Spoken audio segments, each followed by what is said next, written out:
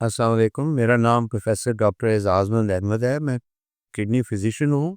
As a nephrologist Sharif medical city में मैं या एज हेड ऑफ डिपार्टमेंट काम कर रहा हूँ। आज हम बात करेंगे गुर्दे में इन्फेक्शन के बारे में, यूरिनरी ट्रैक्ट इन्फेक्शन, या जिसको आम इस्तिलाह में यूटीआई कहते हैं। अब देखना यह है कि गुर्दे की इन्फेक्शन की वजूहात क्या है। सबसे पहले तो ये है कि अगर गुर्दे में कोई रुकावट हो, कोई पथरी हो, या प्रोस्टेट बढ़ गया हो, या औरतों में अगर बच्चादानी के कोई साइन हो, तो उसकी वजह से मसाना अगर सही काम ना करे तो यूरिनरी ट्रैक्ट इन्फेक्शन हो रहती है। या अगर आपकी हाइजीन जो है, पर्सनल हाइजीन ठीक नहीं है, तो उसकी वजह से इन्फेक्शन हो जाती है। या वो लोग जिनको शुगर है या कोई ऐसी क़ुव्वत मुदाफ़अत कम करने वाली दवाइयाँ खा रहे हैं, उनमें यूरिन इन्फेक्शन हो जाती है। अब यूरिन इन्फेक्शन को डायग्नोज कैसे किया जा सकता है, इसकी अलामात क्या हैं, इस पे हम बात करेंगे। अलामात ये है कि गुर्दे में दर्द, अगर तो यूरिनरी ट्रैक्ट इन्फेक्शन को हम दो हिस्सों में तकसीम करते हैं, अपर यूटीआई एंड लोअर यूटीआई। अपर से मुराद है कि गुर्दे में है, और लोअर से मुराद है अगर मसाने तक है। तो अपर यूटीआई में जो है वो दर्द गुर्दे के अंदर होता है, और वो साथ बुखार होता है या सर्दी लग जाती है जिसमें मरीज़ कांफने लगता है, और पेशाब में जलन वगैरह हो सकती है। लोअर यूरिनरी ट्रैक्ट जो है उसमें ज़रूरी नहीं है कि बुखार हो, लेकिन उसमें मसाने में जलन, पेशाब का रुक रुक के आना, या पेशाब का बार बार आना, या पेशाब में स्मेल होना, या पेशाब जो है कदला आना, ये अलामात होती हैं।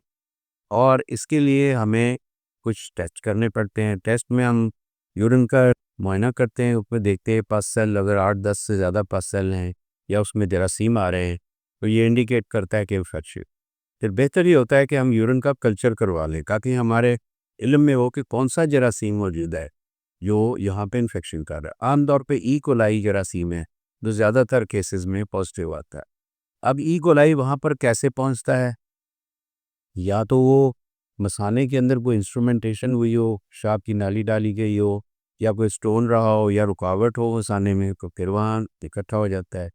या ये है कि जो पखाने वाला सुराख है, उसमें से जो जरासीम है वो ट्रैवल करके, ख़ास तौर पे औरतों में, वो मसाने की तरफ रुजू करते हैं, जहाँ से पेशाब का अखराज होता है उस सुराख तक पहुँच जाते हैं। इसलिए पर्सनल हाइजीन, साफ़ सुथरे बाथरूम, और टिशू का इस्तेमाल करना, और पानी से तहारत करना जो है ये बहुत मुफीद होता है। अब इन अलामात को देखते हुए, इस बुखार को, सर्दी को, या पेशाब में इन्फेक्शन या जरासीम को देखते हुए अप्रोप्रिएट एंटीबायोटिक, वो एंटीबायोटिक दी जाती है जिससे वो जरासीम हलाक होते हैं। क्योंकि अक्सर एंटीबायोटिक्स के आम इस्तेमाल की वजह से जो है एंटीबायोटिक रेजिस्टेंस डेवलप करती है।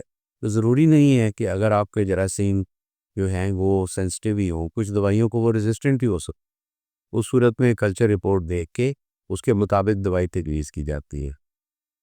अगर ख़ातून जो है उसको इन्फेक्शन है और वो हामिला नहीं है, तो उस सूरत में काफ़ी दवाइयाँ जो दी जा सकती हैं।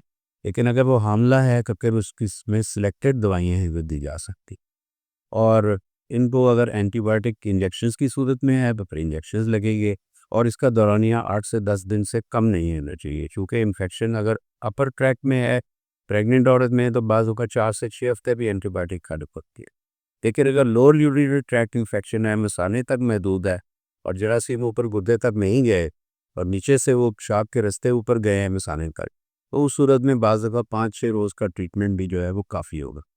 तो यूरिन में अगर ये अलामात हों तो यूरिन का फ़ौरन टेस्ट कराना चाहिए। एंटीबायोटिक शुरू करने से पहले आप सैंपल दे दें, फिर आप जो है वो यूरिन कल्चर दे दें, और जैसे ही कल्चर की रिपोर्ट आती है आप अपने मालिज से रब्ता करिए।